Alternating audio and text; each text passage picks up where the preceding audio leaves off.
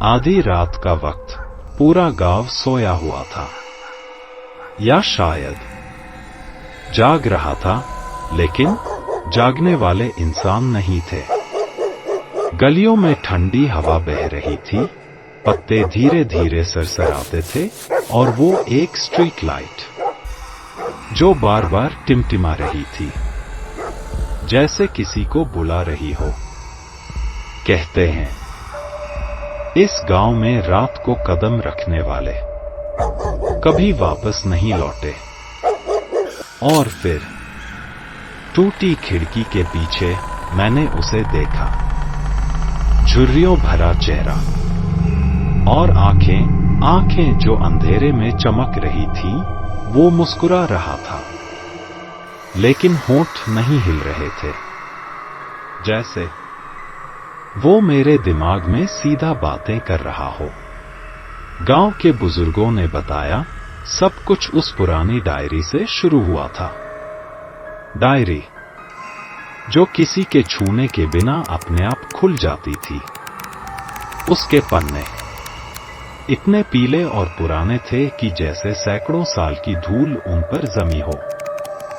हर पन्ने पर अजीब अजीब निशान और खून जैसे धब्बे, और कुछ पन्नों पर नाम लिखे हुए थे, जो लोग आज इस दुनिया में नहीं थे।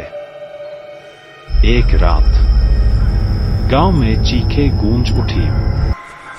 लोग जान बचाने के लिए जंगल की तरफ भागने लगे।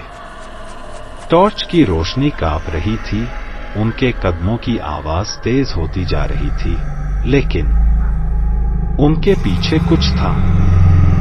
वो चीखें जो इंसानी नहीं लग रही थी।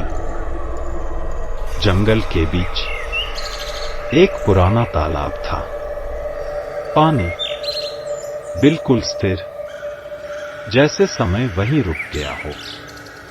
उसके ऊपर सफेद साड़ी में एक औरत हवा में तैर रही थी।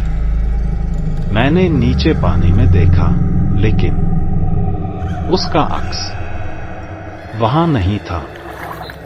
तभी उसने अपना चेहरा मेरी तरफ मोड़ा। हम एक पुराना घर देख रहे थे, दरवाजा अपने आप खुला, अंदर अंधेरा, और फिर एक लंबी परछाई धीरे धीरे हमारी तरफ बढ़ने लगी।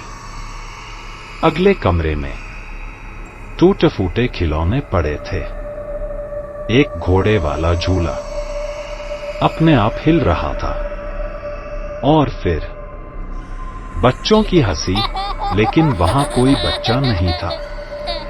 हंसी धीरे धीरे पास आती गई, और फिर अचानक बंद हो गई। अचानक टीवी की स्क्रीन पर स्टैटिक आने लगा, और उसके बीच से एक चेहरा इतना पास कि जैसे वो स्क्रीन फाड़कर बाहर आ जाएगा। क्या ये सब सच था, या सिर्फ एक कहानी? लेकिन कुछ कहानियां सिर्फ सुनने के लिए नहीं होती। ऐसी और कहानियों के लिए नाम बना लो। चैनल को सब्सक्राइब और लाइक जरूर करें।